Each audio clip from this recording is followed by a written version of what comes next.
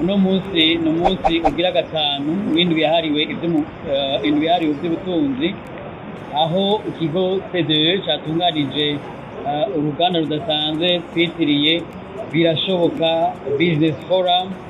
Ni uruganda canke inama idasanzwe ihuza abanyamitahe bato bato, abikorera utwabo bato bato, abajejwe kuborohereza haba mu vy'amategeko, haba mu vy'uburusho, haba mu vy'impapuro, ndetse yahuje n'amabanki asanzwe atanga ingurane, ihuza abigisha ba kaminuza.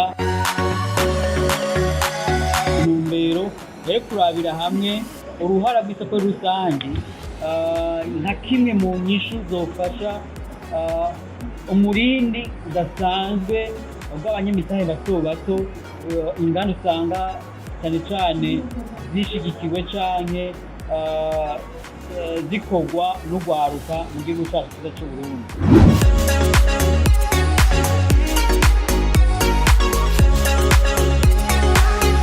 Umuhingatunga canke uwingunganya umu-entrepreneur agomba kuba umuduga w'iterambere kugira ngo dushobore kwinjira mu isoko rusangi.